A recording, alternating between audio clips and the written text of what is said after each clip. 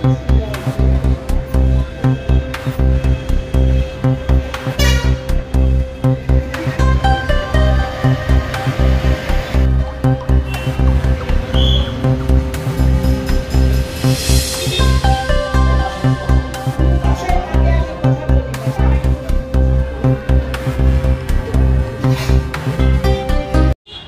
ঢাকা থেকে আসছি হচ্ছে আসবো হচ্ছে দার্জিলিং আর কি। ট্রেনে আসছি, এখানে জলপাইগুড়িতে নেমেছি। তারপর এখানে নেমে যখন আমরা বের হই তখন জলপাইগুড়ি কে কে আসবে সেই হিসাবে আমাদের পরিচয় হয় চারজন আমরা জলপাইগুড়ি আসবো। তা আমি সিঙ্গেল, এই আজিজ ভাই যার নাম, যে মারা গেছেন, সে হচ্ছে, তার নাম আজিজ, সেও আমার সাথে একই সাথে আমরা নেমে আসলাম। আমরা যাবো হচ্ছে জলপাইগুড়িতে, শেয়ারিং করে আমরা চারজন একটা রাইড নিচ্ছিলাম।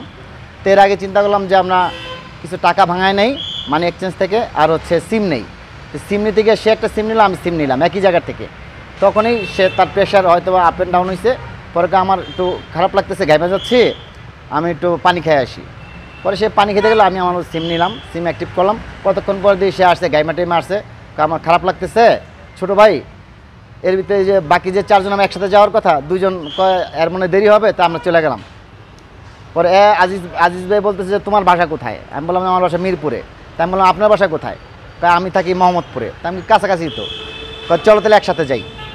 তাই আমি হ্যাঁ যাবো তো অবশ্যই, কার সাথে একসাথে শেয়ার করে। পরে আমি কিন্তু আরেকটা ক্যাব ভাড়া করছি, পরে আমার জোর করে তার সাথে নিয়ে আসলো। পরে একসাথে আসি আর কি। আসার পর এখানে এই জায়গাটার নাম কী ছিল, আমরা যেখানে খাওয়া দাওয়া করেছি, রোহিণীতে একসাথে খাওয়া দাওয়া করেছি। একটা চাউমিন নিছি আমার সাথে, এই যে রোহিণী, এই যে এখানে রোহিণীতে একসাথে খাওয়া দাওয়া করছি। এখানে নামার পরে ও হলো কার ওয়াশ করলো, ও ভাত খাইছে, আমরা হচ্ছে একটা চাউমিন খেয়েছি, দুজনের দুটো ড্রিঙ্কস খেয়েছি। খায়া পরে উঠা বৈশা পরে এখানে হোটেল বুকিং দিছে। আগে এসে সে হোটেল বুকিং দিছে হচ্ছে হোটেল হিল কুইনে। তো এখানে ম্যানেজারের সাথে কথা বললো যে আমি আসতেছি, আমার খারাপ লাগতেছে, আমি ডাক্তার দেখাবো আগে। এখানে হ্যাঁ, এখানে থাকতে ফোন দিছে আগে, ওখান থেকেও ফোন রিজার্ভেশন করে আসছে। হিল কুইনের ম্যানেজারে ফোন করে বলতেছে যে আমার খারাপ লাগতেছে, আমি এসে আগে ডাক্তার দেখাবো। ওখানে ডাক্তার আছে না? আছে, কয়েকটা সিরিয়াল দিয়ে রাখো, আমি ডাক্তার দেখাবো আগে। পরে আমরা উঠা আইসা পরে রওনা দিলাম। পরে গাড়ির ভিতরে কতক্ষণ পর ডাকতেছি, জাহিজ ভাই কী সমস্যা, কোনো রেসপন্স নাই। পরে আমি বললাম তাড়াতাড়ি হাসপাতালে নিয়ে আসো।